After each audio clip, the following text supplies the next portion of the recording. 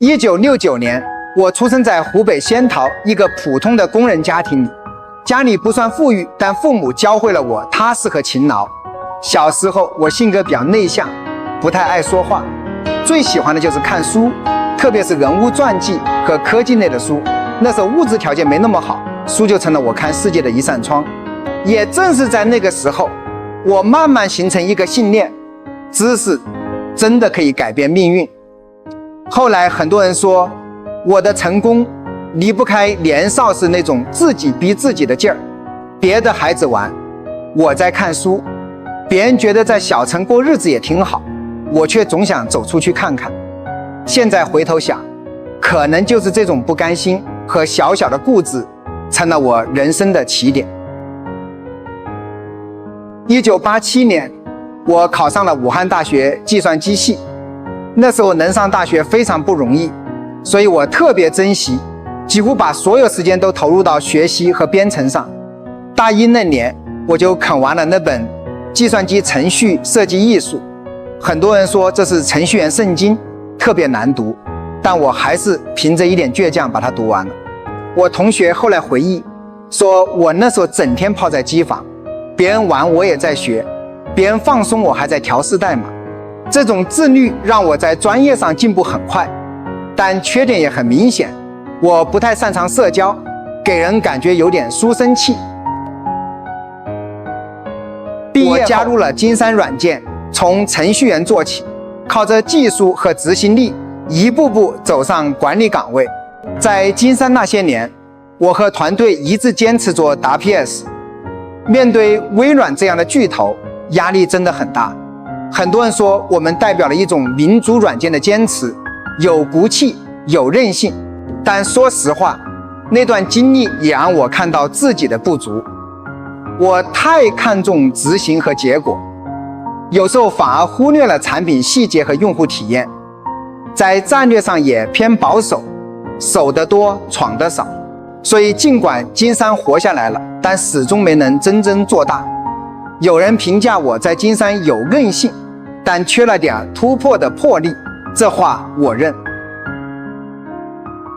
2000年左右，互联网热潮起来，我感觉是个机会，就创办了卓越网，算是国内比较早的电商。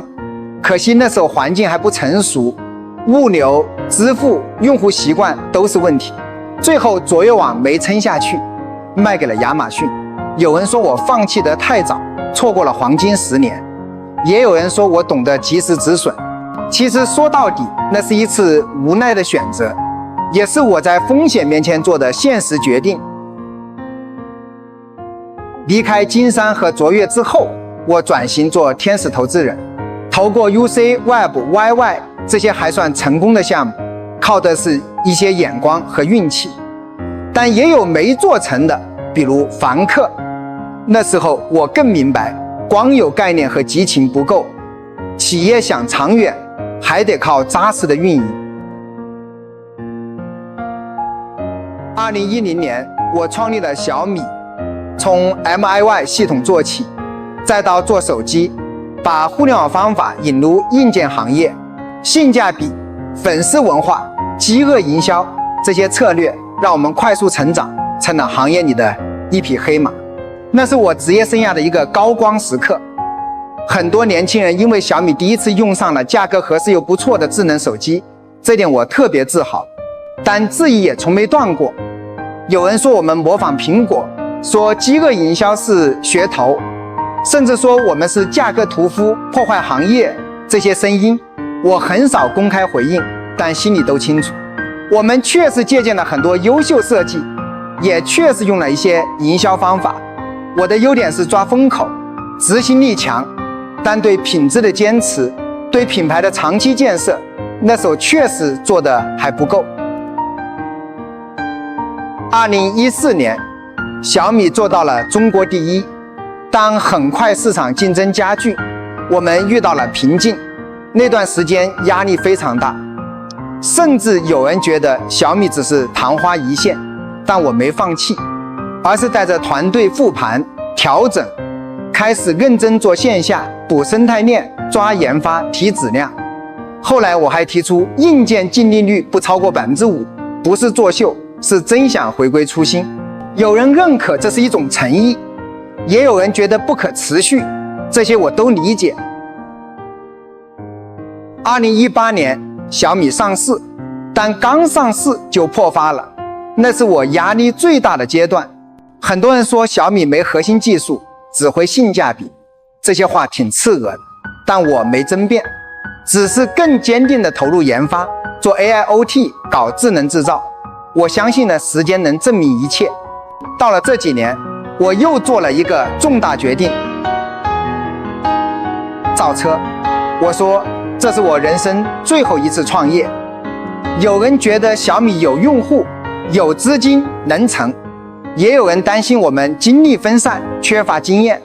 我清楚这是一场豪赌，但对我来说，理想和信心才是最不能丢的东西。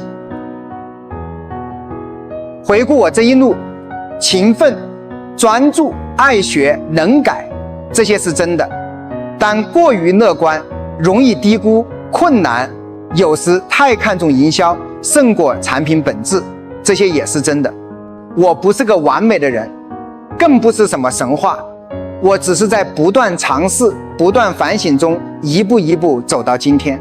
我的人生就是一个普通家庭的孩子，靠读书和努力走出来的故事，有高光也有低谷，有赞誉也有批评。但不管怎样，我从来没放弃过理想，也没失去过信心。可能正因为这些经历，我才更清楚，成功不是终点，失败也不是结局，最重要的是你敢不敢一直往前走。